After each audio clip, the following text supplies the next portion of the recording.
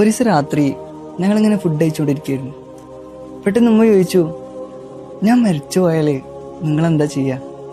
ഞാനും അനിയനും ചിരിച്ചുകൊണ്ട് പറഞ്ഞു, 40 ഫ്ലെക്സ് ഒട്ടിച്ച് നാട്ടുകാർക്ക് ബിരിയാണി തന്നെ കൊടുക്കും. ഉമ്മ ചിരിച്ചു. അന്ന് രാത്രി ഞാൻ കിടക്കുമ്പോൾ ഞാൻ ശരിക്കും ആലോചിച്ചു പോയി, ഉമ്മ മരിച്ചു പോയാലേ ഞാനെന്താ ചെയ്യുക? നമ്മളെന്താ ചെയ്യുക? ഈ ലോകത്ത് തന്നെ നമുക്ക് കിട്ടാവുന്നതിൽ വെച്ച് ഏറ്റവും വലിയ സൗഭാഗ്യത്തിന് പറയുന്ന പേരാണ് ഉമ്മ എന്നുള്ളത്. ഉമ്മ എന്ന് നീട്ടി വിളിക്കുമ്പോൾ നീ കുറച്ചേരം പോയി വാപ്പാനെ വിളിക്കട്ടോ എന്ന് പറയാൻ അവിടെ അങ്ങനെ ഒരാളില്ല എന്നുണ്ടെങ്കിൽ ഇങ്ങനെ പറയുന്നത് കേട്ടിട്ടുണ്ട്. ചിലരുടെയൊക്കെ വില നമുക്ക് മനസ്സിലാവണമെന്നുണ്ടെങ്കിൽ അവർ നമ്മളടിയിൽ നിന്ന് അങ്ങോട്ട് ഇല്ലാതായി പോകേണ്ടി വരും.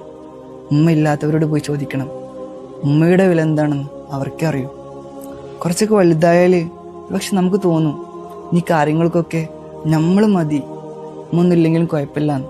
പക്ഷേ നല്ല പ്രായമായിട്ടും 6 മാസം രോഗിയായി കിടന്ന് വല്യമ്മ മരിക്കുമ്പോൾ മയ്യത്ത് നിസ്കാരത്തിൽ പാപ്പാന്റെ തൊണ്ട ഇടറിയതും കബറടക്കുമ്പോൾ ചെറിയ കുട്ടികളെ പോലെ പൊട്ടിക്കരഞ്ഞതും എനിക്ക് ഇന്നും ഓർമ്മയുണ്ട്. മുഹമ്മദ് അബ്ബാസിന്റെ ഒരു വാക്കുണ്ട്, ഉമ്മയില്ലായ്മ അതൊരു ജീവിതാവസ്ഥയാണ്, സ്നേഹമില്ലായ്മ പോൽ ജീവനില്ലായ്മ പോൽ എന്തോ